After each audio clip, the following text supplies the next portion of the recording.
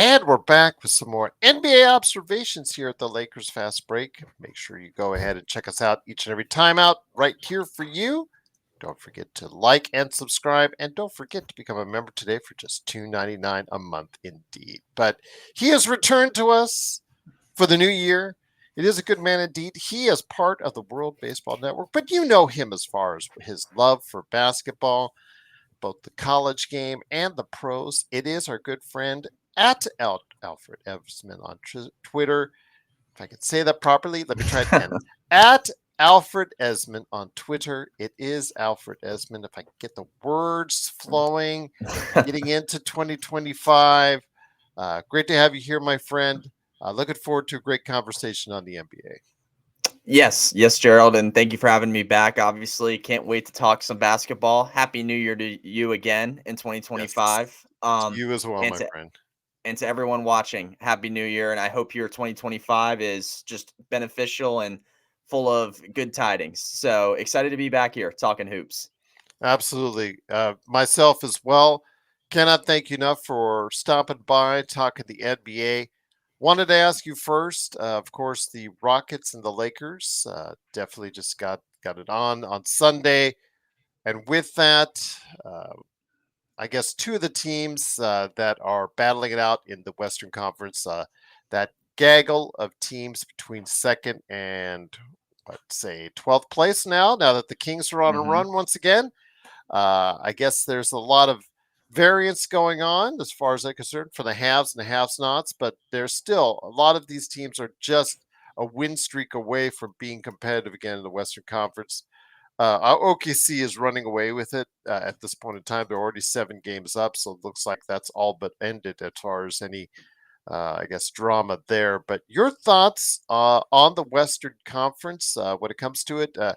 Houston, obviously, is a surprise. I just spoke to Frank from the Rockets Chop Shop, who I guess, even though to many it's surprising where they've elevated themselves from this year to last, he and his audience are not as surprised, but they're also very cautious about what can take place in the future. Well, I think that's valid, for him to say in a lot of ways. I mean, this is still a young team, and I think they're hitting this, awesome, this awesome stretch of winning that their fans should be proud of. I mean, if that's one thing, but I think, maybe heading down the stretch into playoff basketball, that youth will start to kick in, and that, they'll realize that they're not as used to these situations as other veteran teams that have gone on like the Nuggets and won these championships before. But so I think that's where the caution comes in. I don't want to speak too much for Frank and the Chop Shop, but I think, that from how I view it, that's how Rocket fans might feel. They got to be happy though with what's been happening on the court right now. The last game against the Lakers, 119 to 115 win. Very good night from Jalen Green, 33 points, 50% from the floor and 5 threes. You've loved watching him play and what he's put on recently. You have a good game from Amen Thompson, 23 points, 11 of 19 from the floor, 10 or 16 rebounds, 16 rebounds, which is really good production on the boards for him. Yeah, they're a team. I think at this point, Gerald, they can really beat anyone they want in the league on any given night, and they got to feel good about that. Sitting with a 23-12 record, they're really good at home as well with a 13-6 record. I'm sure if they get a home spot in the playoffs, once we get to that point, that'll be really good for them. That'll give that young team some confidence as opposed to, playing their first round playoff series on the road for the most part. So that's something to keep an eye on. But I've been really happy with them. And then I was going to mention the Kings a little bit. You stole my thunder on the winning streak they're on. Uh, it was a team, that was just kind of dead in water. I mean, prior to this 4-game win streak, they were on a, what is that? 1, 2, 3, 4, 5, 6-game losing streak. And there were some pretty lackluster losses mixed in there. That includes the Lakers 3 times, I believe, mixed in with losses during that losing streak. So it's good to see the Kings kind of, work their way back into this tight Western Conference race and stuff. But yeah, as far as I think the Rockets are the main team, the headline right now, I've been thrilled with how they've played and stuff, and they should just keep it going as long as possible. It reminds me a little of a certain team I used to cover a year ago and how they were playing. but this is even better. As of right now, this is even better than what they were doing. So you got to feel good if you're a Rockets fan watching how they're playing. Absolutely. And in a Western Conference, like I said, where a one win streak can get you competitive and one losing streak can just knock you out. Uh, Hmm. there's other teams that were figured in a lot more prominently in the Western Conference, and even earlier this year and earlier this season, excuse me, that they were figured in much more prominently, and that's the Phoenix Suns and Golden State Warriors. Both those teams are struggling. Golden State just got waxed Hmm. at home by those surging Kings behind Doug Christie, new head coach there. Very surprising indeed. So it's funny because during the Houston Rockets game, somebody on our simulcast on YouTube put out, "Oh, the Warriors are better than the Lakers." I said, "Oh, really? Okay, all right." The Not record last doesn't game. indicate. Not last game, not on Sunday. Let's just put it that Right. way. But those team are both those teams are experiencing a little bit of issues, and it was announced by Chris Haynes before today's game. I guess two of their starters, Bradley Beal and Yusuf Nurkic, are being benched, Hmm. and those two will be coming off the bench. For Bradley Beal, it'll be the first time in his career, so I don't think that's going to go over well. But Budenholzer has not gotten it done. We joked on the show already in the past week or two about how Frank Vogel must be just sitting somewhere on a golf course just smiling, collecting a paycheck and realizing he was the better coach as of this point in time, or at least doing the better job at this point in time. So Right. your thoughts on those two struggling teams? I mean, if you want to throw in Minnesota, I can't figure out Minnesota. I just can't figure out Minnesota for the life of me. Yeah. If you want to throw them in there as well, your thoughts on some of the struggling teams in the Western Conference? Yeah, I guess I'll begin with the Suns. That move was interesting. I saw that the other day with Nurkic and Beal. It's your leading rebounder and your leading guy in steals. You're putting on the bench, so it's two leaders in those stats where you're not going to see them out there initially and stuff. I don't know, how that's going to help. Again, I think there's something I might be missing. I hope there's something I'm missing as far as how that's going to help this team get better and get to where they need to be. But yeah, I mean the last few games of them have been struggles. If we go back, losses to the Mavericks, Warriors, who are struggling in and of themselves, Grizzlies and Pacers. They have the 76ers tonight actually to play at 7 on NBA TV.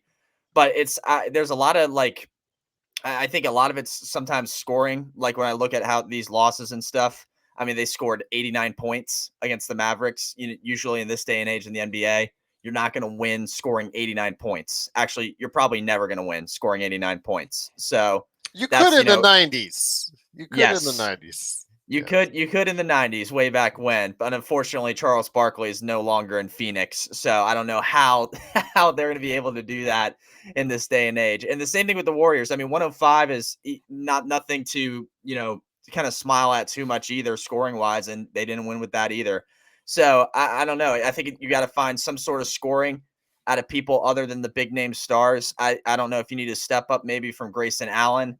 I don't know if you're a Suns fan, how much you're going to ask from him. He's averaging right now 10 and a half in about 24 minutes a game. Maybe you could ask for more there. Same thing with Royce O'Neal. He's averaging the same amount of numbers as Grayson Allen, but I don't. It's going to be strange. I mean, obviously, I think this benching that just happened of these two players is sort of a call to find this supporting cast to help this team.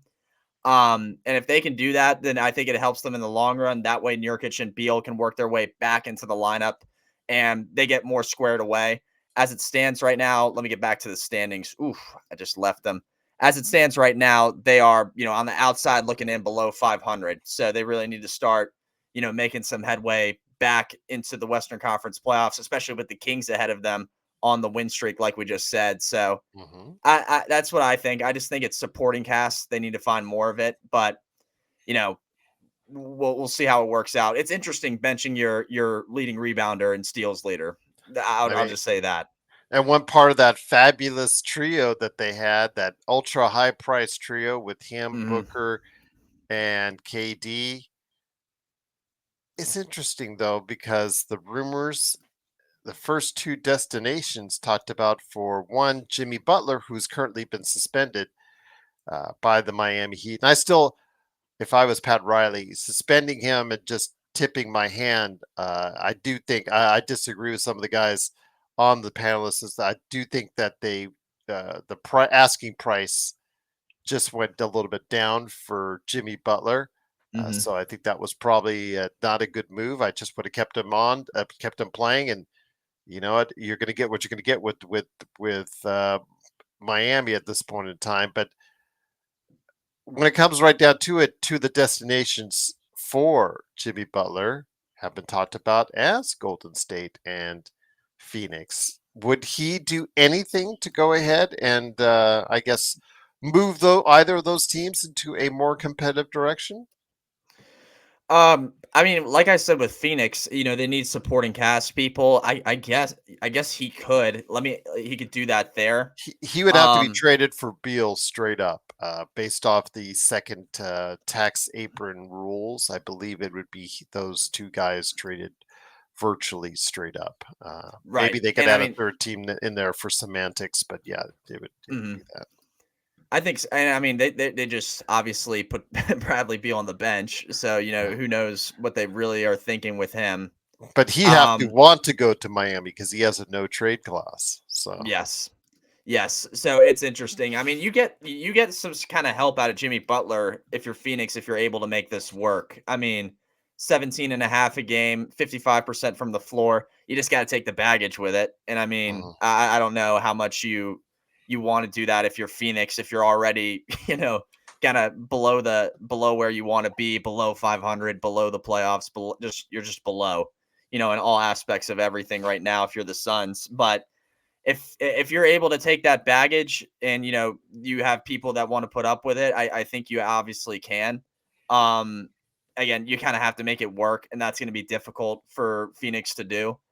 So in that regard, if they can somehow make this work, I think it would help the Suns a little bit. I don't know if it pushes them to being some sort of championship contender, but at least pushes them, I think, back toward the play in a good bit. So that's something that you could look for with that if you're the Suns. And then the Warriors were the other one. Looking at what they're doing, I mean, it's a lot of Steph Curry. Obviously, I think we've come to realize that in the past few years that that's what it's going to be, and that's what it has been. 22 and a half a game from him, scoring. Jonathan Kuminga hasn't been horrible. 16 and a half a game, or 16.8 a game. Andrew Wiggins is right there with him scoring the basketball. But when it comes Again, to Jonathan Kaminga, you never know how the team feels about him, how Coach Kerr feels about him. mhm. Is he starting? Is he coming off the bench? Even he doesn't know his situation, and he's playing for a contract that he feels should be in the maybe hundreds of millions per Mhm. se. And I think the Golden State Warriors are thinking a lot less.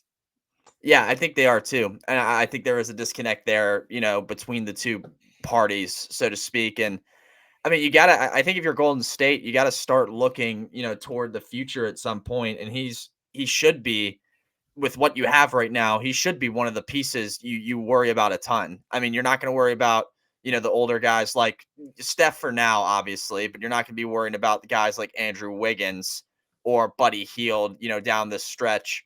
I think it's, or even Draymond Green. I mean, you're not going to be worrying about him as much down the stretch with, how that future outlook and stuff. He's really it, Gerald, him and Podzimski.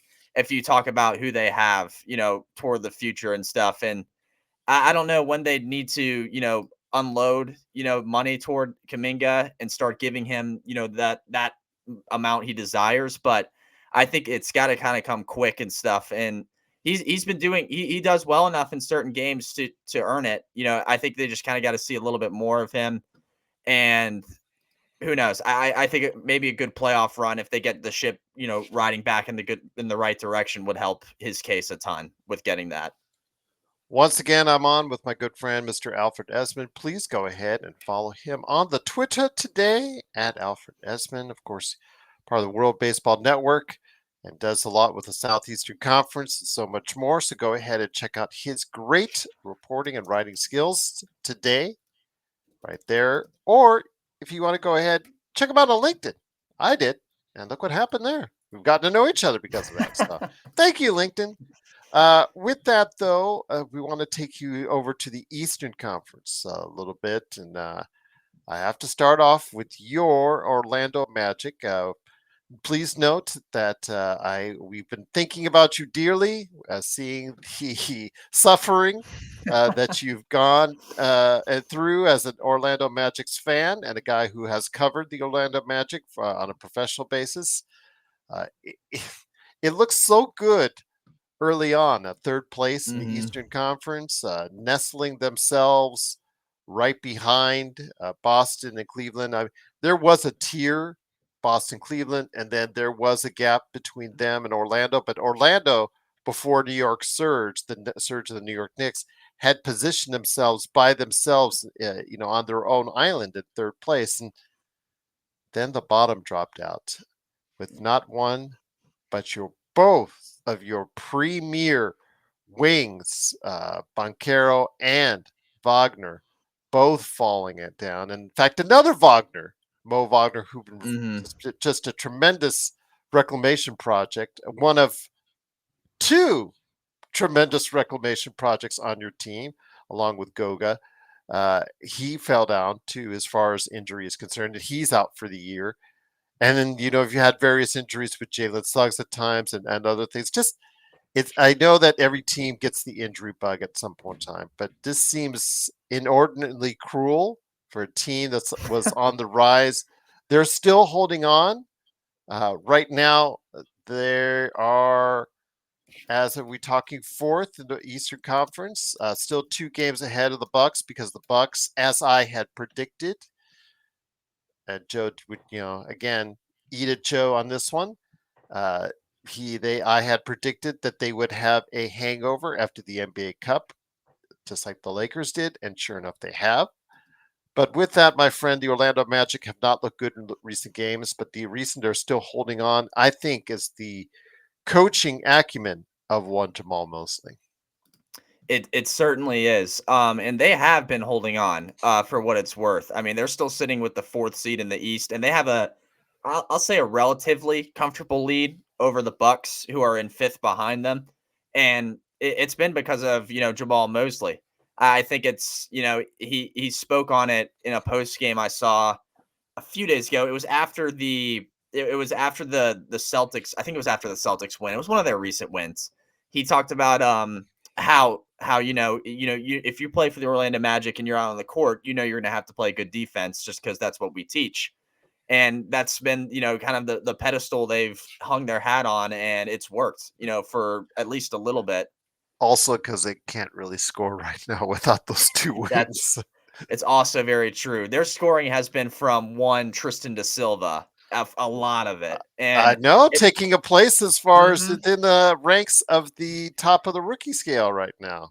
He's doing some good things. I think as far as rookies go, as a whole, he's been up there, among some of the best, and it's really been because all these these people have gotten injured. It's given him a time to shine, and that's been one thing we've taken away from it. But I'll look into him and stuff. It's been him really where the scorings come from, and I've been totally. Because watching Suggs shoot 27 times a game is not fun. It's It's not pretty fun. taxing. Yes. Coming from I don't know if people watching do it, but And it's I'm a pretty Suggs taxing. fan. I was a Suggs fan coming out of the draft. I thought he was a winner. It's still not pretty right now. It's yeah, it's rough. And I'll go through Tristan da Silva's recent games. It's been impressive. They lost to the Jazz yesterday, not a good game. You take that one and you throw it in the garbage. But before that, I think his best game of the year against the Raptors, 25 points, 9 of 13 from the field, 5 threes, 5 of 7. So he was shooting the lights out over on the road in Canada. And then he's had some great games even before that. Huge comeback win over Brooklyn, 21 points in that game.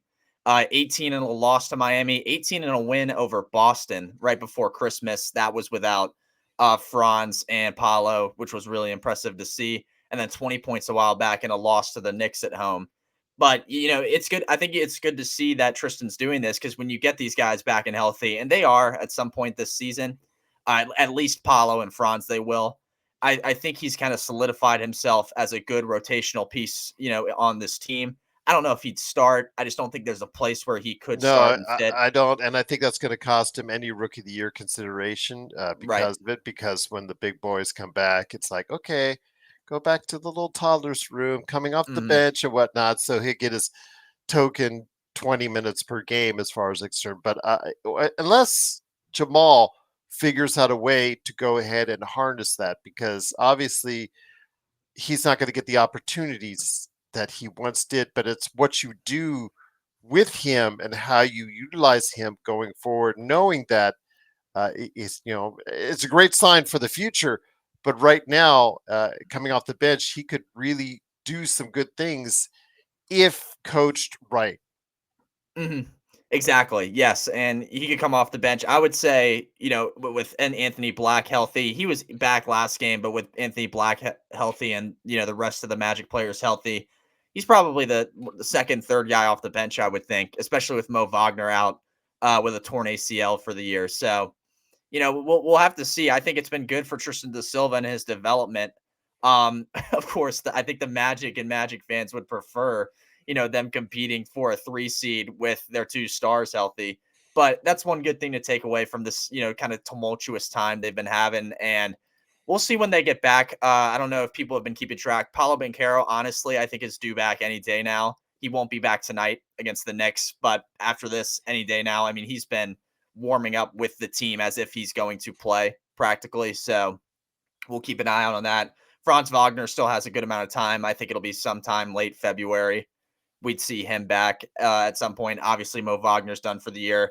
Gary Harris also has been out. That's another minor injury. We haven't seen as much, but he's been missing a ton of time too. We'll see when he gets back.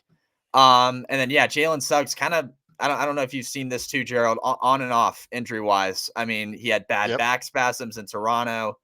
Um, just was I think he's honestly just been playing through bad stuff, when he has been playing without Yeah. Franz and Paulo out there. So as tough as it's been on the Orlando Magic, I'll get round us back to Jamal Mosley. He has been able to every time it seems like they lose a game, get a win back, and get them and get a dub back in the column for them.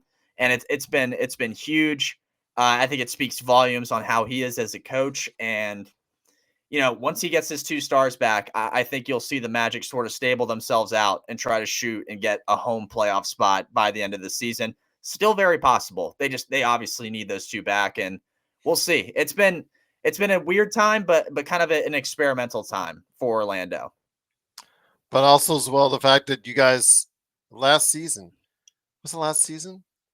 I think it was last season when Indiana decided to waive Hmm. Goga Batadze. He was out there, and I criticized the Lakers then for not picking him up, and then I've criticized them since for not picking him up because all I hear is in the chat, "We need a big, we need a big, we need a big." Well, there was a big out on the street, 6'11", Hmm. 260, right there. Gives you size, rebounding, effectiveness. Got a little bit of touch, a little bit of range, and wouldn't you know, he's now prospering as the starting center for Wendell Carter. He replaced Wendell Carter Hmm. Jr. in the lineup, which was kind of surprising, and he's flourished since. He has. He has. I always go back to he also no one wanted to talk to him either, Gerald. Remember at draft day, everyone wanted to Mhm. talk to Zion Williamson. So that was And you got to remember the fact that now Indiana now has all of their backup bigs. Well, they had to get Thomas Bryant, so mhm. because all of their backup bigs suffered injuries. Right. Yeah, it's been awesome to see him do this. I mean, he's, leading the team in rebounds obviously. Last 2 games, double figures in rebounds, 11 and then 13 in those ones. It's kind of a double-double machine. That was what Wendell Carter was last year a little bit, and now that he's replaced them, he's sort of filled that role as a double-double machine. If you watch Magic games, Jeff Turner, former Magic player in the 90s, who's a play-by-play guy now, describes him as a timely big, and I think that's really good that he describes him that way. It's not anything crazy, it's not like this is going to be funny, and I'm sure the audience will find this funny. It's not like Cat where he's shooting threes all over the place, shooting fadeaway shots, all this stuff. It's traditional, right at the basket big. And it works though, because, the Magic players will crash toward the rim. The defense gets sucked toward them, and then Goga's right there with a shot under the basket or a dunk or whatever. And that's how he gets his points. And to this point, it has worked so far. And he's pretty effective, I think, too, defensively. You see a lot of blocks during games and stuff. If you go back to December, I think he had a block pretty much every game in multiple games with multiple blocks. He was really effective against Toronto on defense, and I think that was huge. So we'll have to see. I think that'll be a good test for him if once we get to playoff time, is facing off against some of these really good bigs, how he does. But he's held his own before. I mean, I've seen him go up against guys. This was from last year, but like Anthony Davis did really well against him, and all these other bigs too. So very happy for him. I think he's earned, and I think a lot of Magic people will attest he has earned this starting spot. And again, good piece, around all these good stars once they come back. Once again, it's Alfred Ezman. Truly great to have you here, my friend. Please go ahead and follow him today at Alfred Ezman on Twitter. So with that, Orlando, it's just a matter of them getting healthy and where they're at Mhm. once they get healthy. But they have been able to count on the, I guess, chaos that goes beneath them in the Eastern Conference, because Milwaukee looked like leading into the NBA Cup that they had all the momentum in the world, getting Middleton back, and uh, Giannis and Lillard started playing well together. But that has gone off the rails a little bit. Like I said, the NBA Cup hangover. You put so much energy into the NBA Cup, and it affects you a lot as a team. And we've seen Mhm. that with Milwaukee the same way, especially an older team like Milwaukee, like it did the Lakers last year. But that being said, you have Miami and the chaos going on there with Jimmy Butler. And yeah, below that, what do you make of this as far as what's below them in the Eastern Conference? Atlanta, you don't know which team you're getting from one game or the next. I mean, they looked pretty good, pretty solid, but then they headed to LA and they just decided to go to the beach again for Mhm. both those games against the Clippers and the Lakers. Indiana, they've not true. They're even though they're 7-3 in their last 10. I still don't.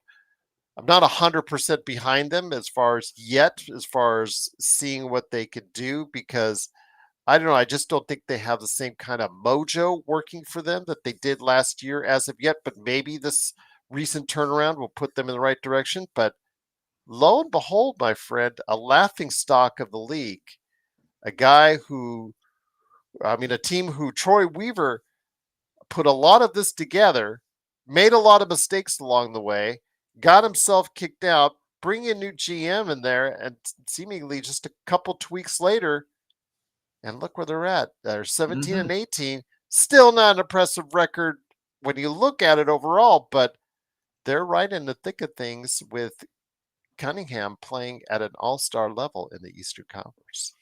And they've won, and this certain team's won 3 in a row, and you have to give the Detroit Pistons credit. I would never in a million years have put them in this spot in January.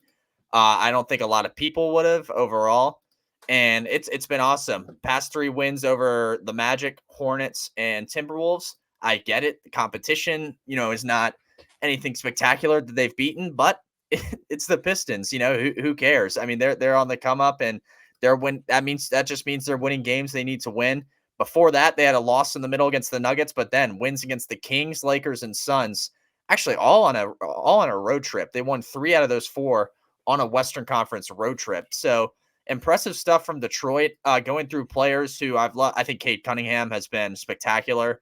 Has really taken off as the go-to option for this team. 24 points a game, and that was nine and a half assists a game. He's getting his teammates the basketball, and they're flourishing in scoring. You're getting a good scoring output from Malik Beasley at 16.3 a game. Tobias Harris kind of doing what I thought Tobias Harris would do once he went there, and that was just be a supporting cast member that scores on occasion, and he's averaging 13.3 a game, and I think doing what he needs to do. I think it was, for what it's worth and for the amount of, crap Tobias Harris got while he was in Philly, I think him going to Detroit was a pretty good spot for him. I thought he was just going to be a veteran to help the young guys out on this team, and that's how his career would wind up. and he's kind of just helping them on this play-in spot run that they're on right now. And I've been impressed, and I feel really good for him. Tim Hardaway Jr. in double figure scoring, or averaging double figure scoring as well.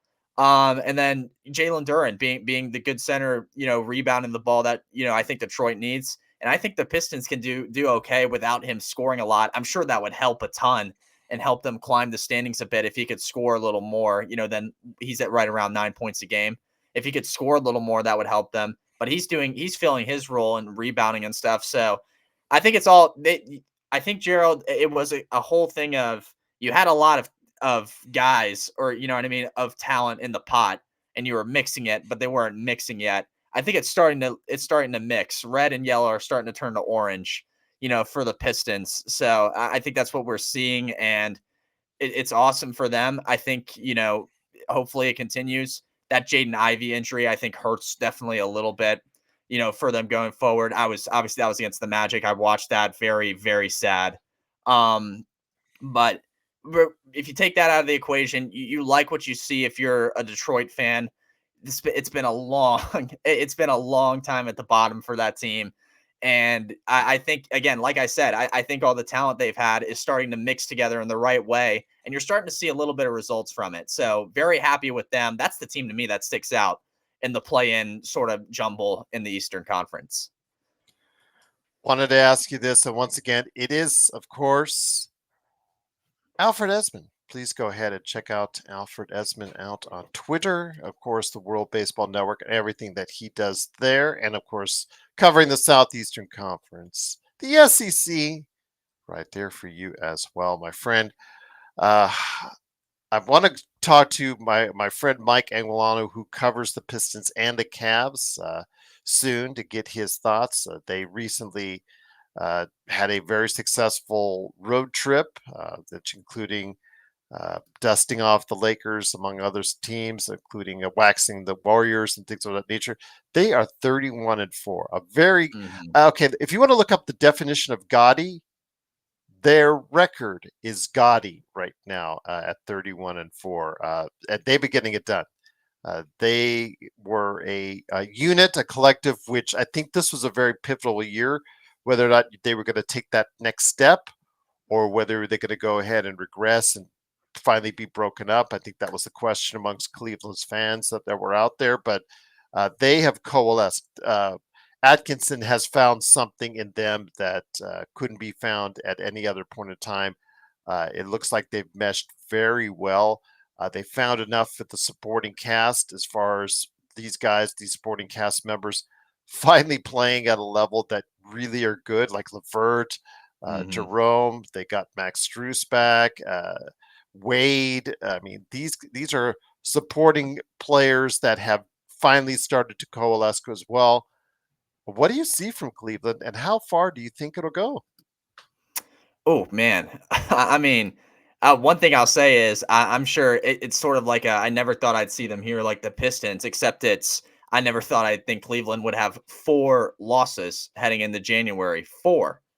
Four losses. That it's unbelievable. I think, right now it could, digress a little. I hope not. I hope they continue doing this. I think it's awesome. Right now, I mean, they can win the NBA championship with the way they're playing. I mean, I don't see how they couldn't. It's clearly something has been found, and it's nuts to me because, like you said, Gerald, it's kind of like I didn't think anything from last year really changed, that Mhm. much to this team, and somehow it's just clicked, way more. And it's guys like, to me, Evan Mobley, being the third option behind their 2 guards has been spectacular for them. And on top of that, he's rebounding at a high level, not to the level Jarrett Allen is rebounding, but it's really almost there at almost 9 rebounds a game. You're getting that kind of production from him. And if you look at recently, they're, what is it, 10 games in a row they've won, something like that. It's been a while since they've lost in and of itself. Obviously, with 4 losses, that's the case, but it's been a while since then. I think a really good test is going to be Wednesday when they play the Thunder on ESPN. I think that's going to be an awesome game to watch. I think that's heavyweight versus heavyweight. Right now at least in the NBA between those two, and I think you're going to get a really good look at what this Cleveland team can do against top end competition. You already have, But I think you get that look once again, and if you get a good game out of them, and it's just the ball's just going to continue to roll. And this team, I think this team is on track to have it would be around. I'm trying to like over 60 wins as of right now, well over 60 wins as Well, of they're right going to win now. 70 at this pace. Right. Yeah. I mean, they might start touching Warriors Bulls records territory. Maybe not get there, but close to it. It's great stuff from this team, and I think again, what I'm shocked by, and I think the unexplainable phenomenon about them is, I don't. There wasn't a whole lot that changed to it, roster wise. Yet somehow it's just flourished, Yeah. without it. It's just, yeah, it's just like it's the same as last year, and they were good last year, and I thought they were going to be good this year, make the playoffs, all that jazz, do their thing, whatever, and then they might consider breaking it up if they don't go far. They can go as far as they want right now. I mean, Boston's not the only team at the top of the East anymore that's just kind of kicking butt. They're also up there with them. So that's how I look at it. Is they can go as far as they'd like. Like you said, they're getting all of their players to contribute in just spectacular ways. I think the most impressive thing to me is how Evan Mobley really has just been the guy for those two guards, Darius and Donovan, and has helped them out a ton. So that's I think it's spectacular. I think they will keep it up, and I think we're going to be talking about this team as a championship contender and maybe even a championship favorite once we start to head toward playoff territory. I think we have to start looking at them. I mean, they were the most impressive team I've seen play the Lakers this year. I know we play the Celtics later this month, but I'd have to say right now, and I know OKC, we haven't really seen much of that yet on a game by game level. But Hmm. my gosh, Cleveland right now to me looks like the toughest team when everything is clicking with them.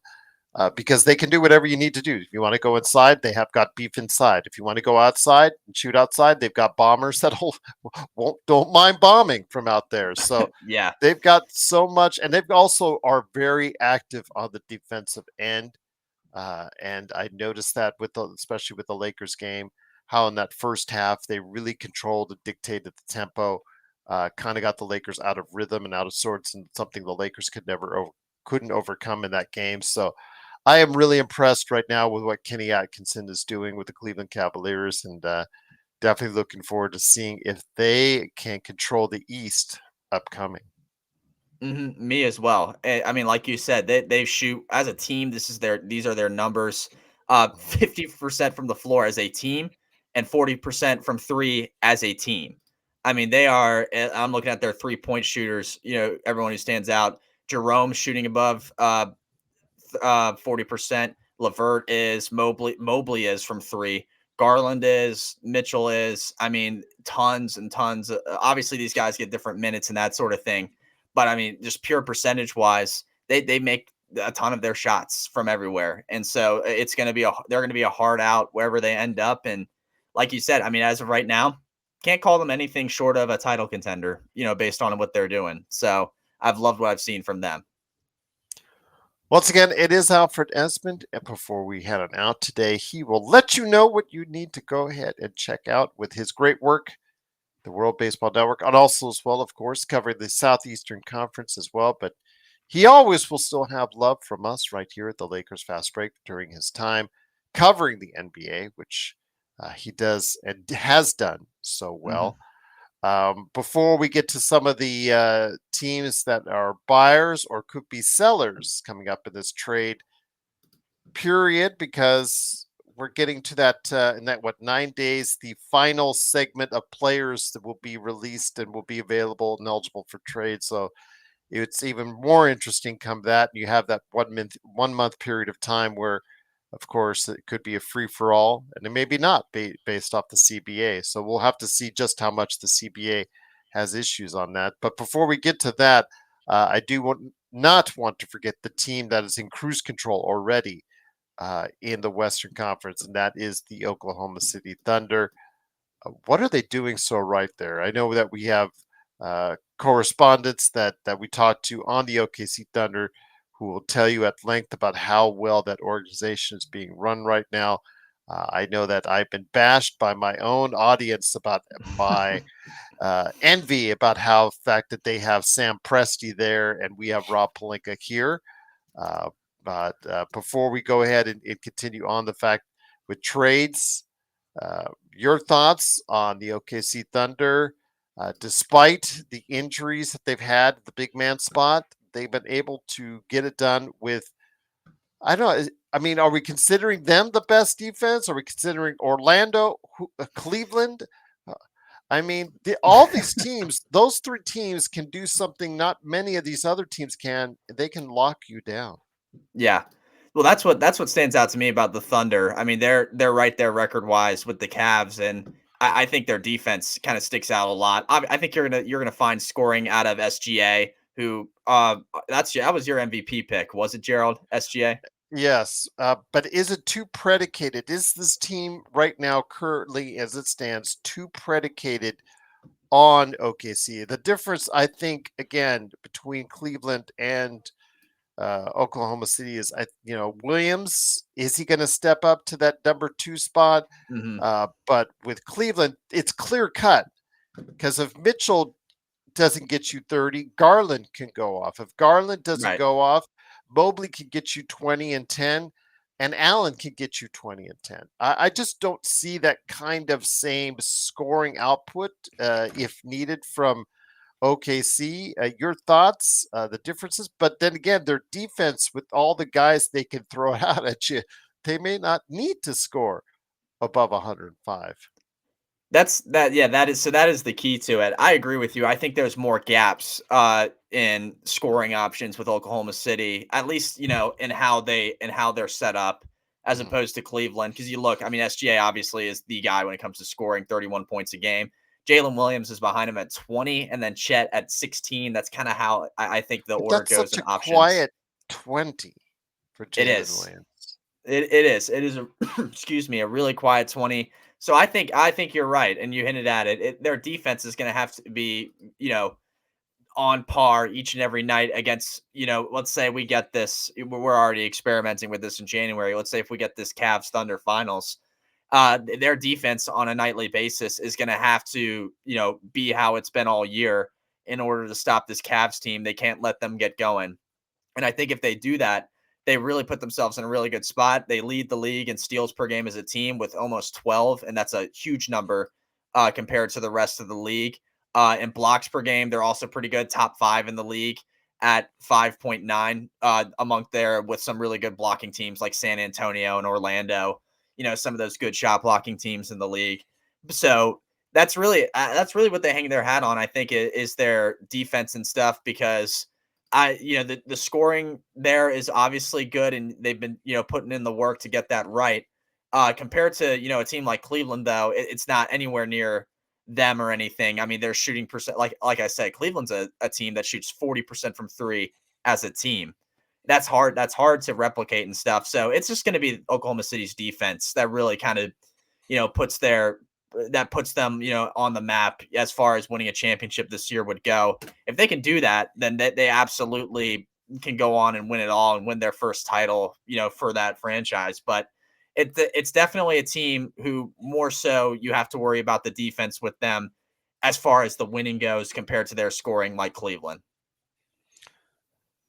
I just it's going to be very interesting to see if those two teams, Cleveland and Hmm. OKC, get to the finals.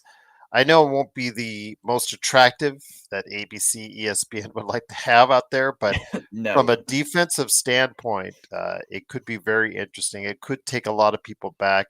I know that everybody's been clamoring about, oh, this for the league, that for the league, and the league. It's NBA basketball's not what it used to be to watch, et cetera, et cetera. 3 point, Hmm. blah, blah. You've heard all that, Yeah. but uh, Oklahoma City especially plays a certain demeanor on defense that reminds people of the 90s. So if they get that far into the finals, yeah, it's something where we could see those classic games as far as in the 90s, as far as bully ball, uh, fight it out, fight over every screen, type of defense that a lot of people used to like seeing it back in the 90s. Right. And we get a preview of what could be Wednesday. So that game's I would suggest if everyone is really wanting to see something like that, like I am or you are, Gerald, tune in Wednesday. Obviously, if the Lakers or Magic are playing, takes priority. But Mhm. tune in, drop in, and see how they go up against each other on Wednesday. I'm really excited for that game. But yeah, I mean, I think we can absolutely get that because I think it's a Thunder team. If they go up against them, they know, hey, we're going to have to play defense like we have all year. We can't be laxed in any way, shape, or form. And if we play that good defense, it'll lead to the offense that we know we can get out of our guys. So it's interesting. I would love to see it. That's the prime matchup right now. I know I had the Thunder as my finals pick. I'm not going to change that, even with what the Cavs are doing. I'm sure Gerald, I think you said them as well at the beginning of the year. Yes. Was it Thunder?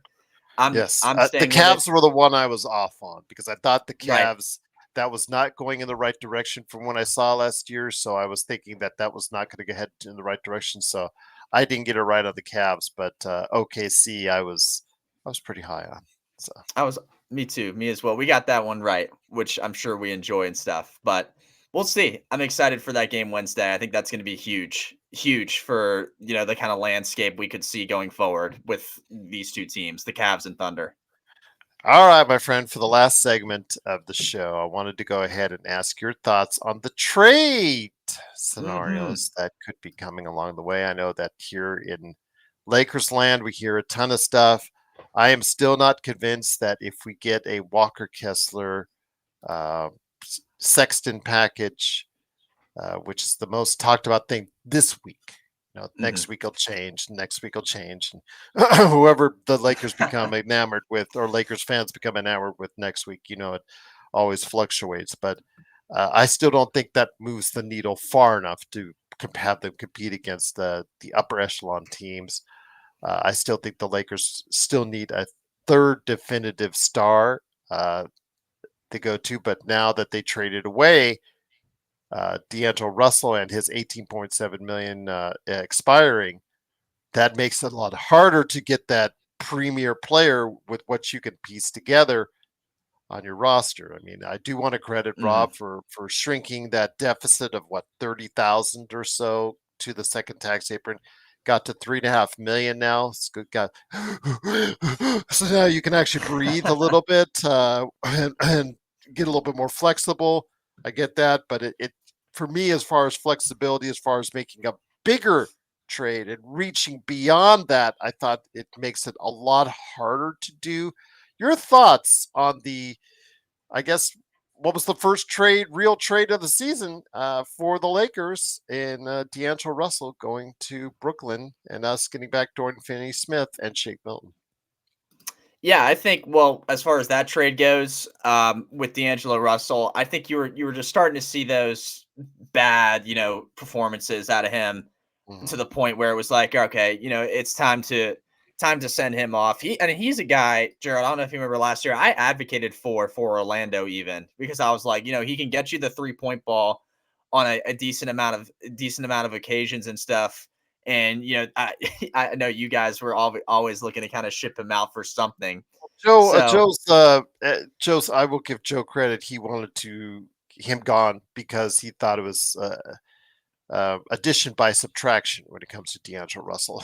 Same thing that's a they good were way to put it. thinking 2, 3 seasons ago in Minnesota when the team was better with him off the floor statistically than it was with him as the starting point guard. Thus, they made their trade, brought Mike Conley in, and for a while it really worked out for them. So it just that's who D'Angelo Russell is until he figures out maybe after now that he's 30, where he fits in the NBA. If he still thinks he's that guy, or if he's really that guy. But again, that's going to be a factor he has to think and worry about himself. But yeah, I just overall, you thought the trade was okay for what it was by those measuring sticks. I did because the other thing too. I mean, this has been the Lakers' problem at least this year: depth, depth, depth, depth. You need to find it from somewhere and from somebody. And I think at least you can try to find that out of DFS and then Shake Milton. I think they're guys who can sort of provide something to you off the bench if you need it. again, obviously, I think toward the deadline, you're right. You need to find that third star if you can. It's hard with this recent trade that happened. But I think the priority needed to be you get depth to help this team, because that could hurt you, later on when you're contending for a playoff spot like you are right now. And I think that was the part where I was like, okay, they kind of address depth a little bit. I know, you can go into the specifics of how you feel about Shake Milton and Dorian Finney-Smith as far as, how much can they provide. But I think the general, like, we need depth thing was that was addressed. And I think you needed that. And in that regard, I think it was good. So it was good to do that. Also, I think D'Lo likes playing in Brooklyn. I remember from, that really good 6 seed team they had when he was there. I think he seemed like he had Oh, fun there. and him and Cam Thomas are going to line up. They've been given the green light. Yeah. I mean, they're a team that's tanking. Yeah, go ahead, shoot all you want. He can't be really released. He can only be traded, Right. D'Angelo Russell, because if he's waived, no real team, no contender can pick him up due to the salary cap rules. So it's not like you can get him on a buyout, Hmm. which is different from in previous seasons because his salary is too high. But I mean, if he's not traded, then he's going to stay there. So why not give him a whole ton of shots? He's playing for a new contract. Right. I think in certain ways it benefited both parties. So I think it was a good trade. I know, people like myself, I was a D'Angelo Russell fan. And I think there might be Laker fans out there that are a little upset by it. But in the end, you really, really needed to address how deep your team was and how many options you could go to.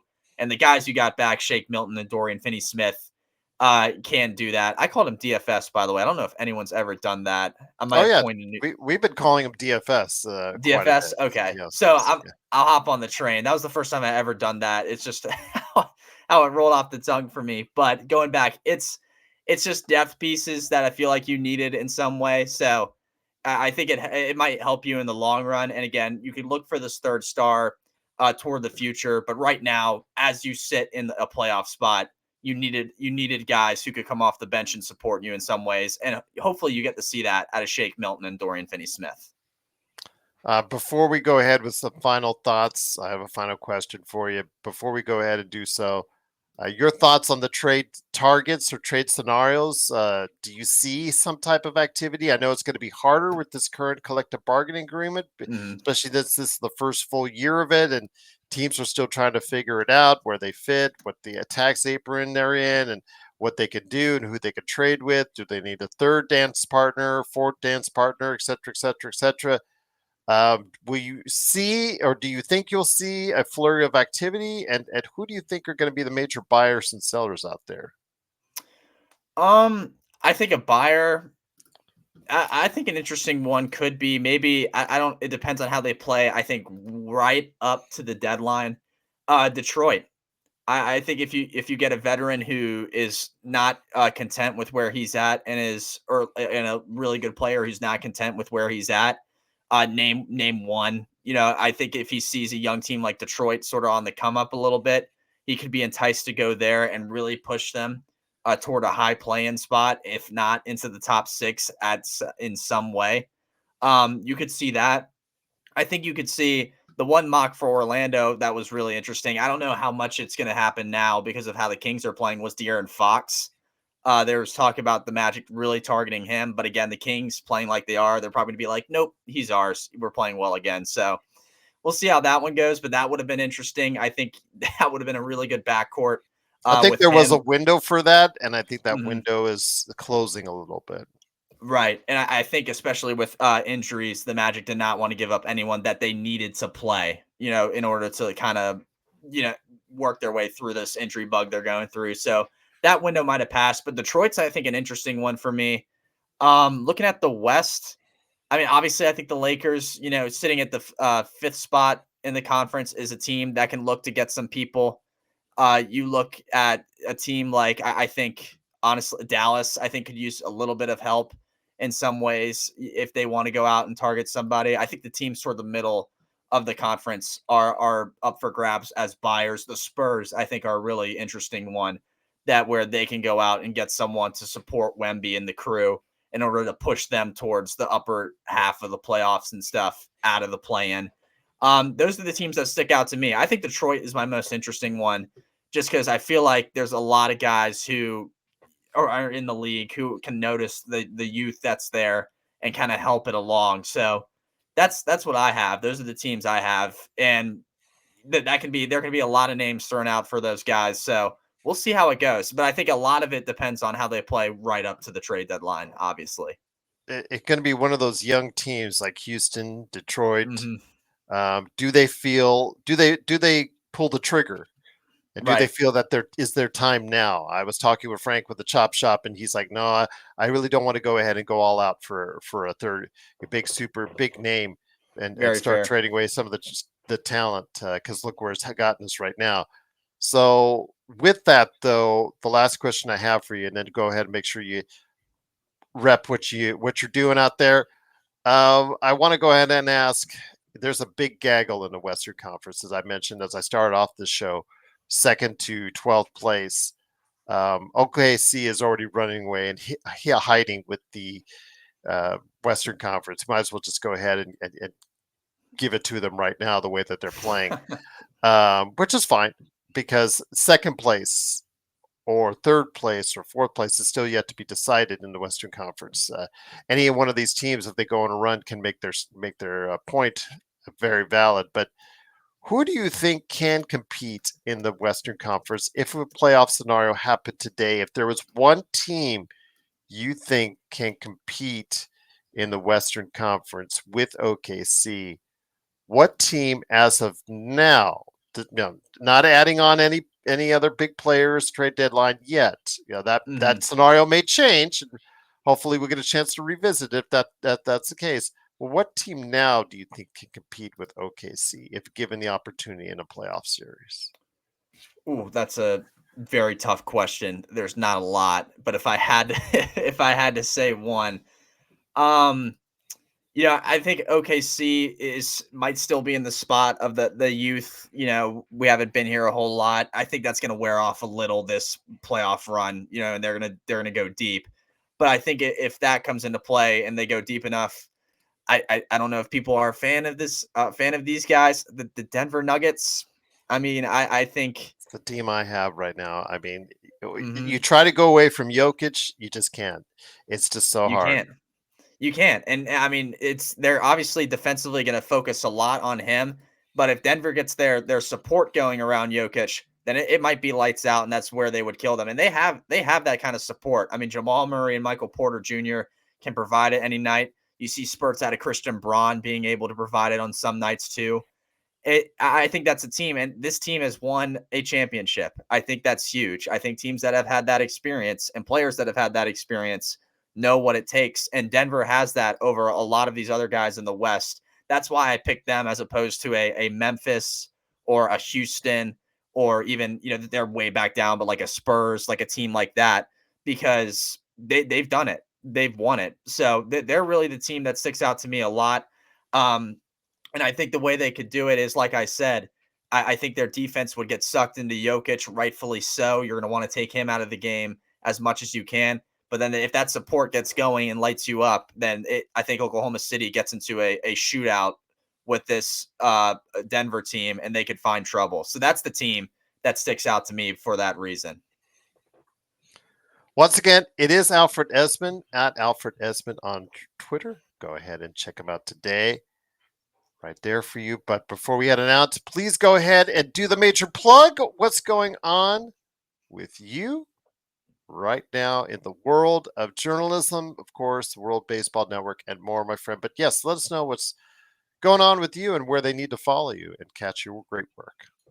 Yeah, like you said, Alfred Ezman on Twitter. I just post all my baseball stuff on there for all you baseball fans out there. You guys are having more fun than I am right now. It's not a lot of baseball happening in January. I'll tell you that right now. I'm sure people realize that. So basketball's in full swing. I'm obviously getting my fix in on NBA stuff. Not as on point with it as I used to be, obviously, just with doing baseball, but still trying to be as observant as I possibly can. And as far as baseball goes, again, World Baseball Network, we're doing all the winter leagues that are happening out there in the Caribbean. I'm actually have the privilege of covering a new league in Curacao. that they're coming out with. Not long. It's like a week long season, but again, it's a pretty cool experience to do that, and I don't think anyone else is doing it. So we're doing that, and then college baseball starts up in February. Valentine's Day is opening day for college baseball, so that'll be a fun day for me. I'm hoping to be out in Dallas for the Shriners Children College Classic between some teams. So that'll be some exciting stuff. I'll have some stuff on social media and the website for World Baseball Network on that and all that action happening. If you want to check out, if you're a college baseball fan in any way, check out the top 10 ranking I just dropped on World Baseball Network and everything else international baseball. So it's just, a lot of that, not a lot of actual baseball, but just winter league stuff and getting ready for college baseball and really the MLB too. I mean, it'll be here before we know it. Spring training is, not that far away at all, in all honesty. So be sure to check all that out. And like I said, NBA, just keeping my eye on it, being as observant as I can from afar. And hopefully you guys, are liking what I have to say. And yeah, just, looking forward to doing more of that, all that good stuff. When Joe starts his own channel, or if he does, because he's talked about doing Dodgers, a Dodgers exclusive channel and things Mhm. of that nature, I'll make sure you two get together to chat on that. Do you see the Dodgers having one more big acquisition still in front of Yes. them? They just signed Sung Kim out of Hmm. Korea. Pretty interesting. I think he Utility is. player. Yeah, he is really good on defense. So I think the Dodgers will get a kick out of him and stuff. And again, I mean, they're poised for back-to-back championships. I mean, I don't, it's going to take a lot to stop them. That I will say. And Kim is really good. That's like he's a KBO Korean Baseball League like veteran who they love over there. So him coming to LA is awesome. It's going to put more eyes on the Dodgers, from Korea, and I mean he can play a good role, on their infield too. I'll be interested to see like where exactly they put them. I'm sure Joe has a better input on that than I would, but I'm interested in that because I think he can really contribute, and that was a cool signing that they had. Okay, well, there you go. It is, of course, at Alfred Ezman on Twitter, of course, covering Baseball World, World Baseball Network, and more Southeastern Conference. And of course, always a fan of the Magic, the team he covered for so long. You never know when he will dip his toes into the water of the basketball world once again. Um, I wish your guy Dalton Connect could be playing a little bit more Hmm. consistently and effectively for us. Part of that's, I think, the way the team is utilizing him. Part of it's him because he did Right. have his advantage. He did have his opportunity. I'll just leave it at that as far as when he was starting and didn't make the most of it. But again, I'm still thinking the kid has got a lot of good things in his future, and I know you Hmm. do as well. Oh yeah, we'll be watching. I will be watching him too. Hopefully, he picks it back up just a little bit, and helps this team. I mean, the Lakers are in a spot for the playoffs, and maybe he has a good playoff run and helps them with that. That'd be a pleasant surprise for you and your audience watching. So we'll have to see. Definitely, we'll be keeping an eye out on that. Once again, it is Alfred Ezman. Alfred, so great to have you here. So great to have you still in touch with us, doing what you need to do. I know you've got a tight schedule, but I was glad that you could squeeze us in, as always, with some great NBA observations brought to you from all of us right here at the Lakers Fast Break Podcast.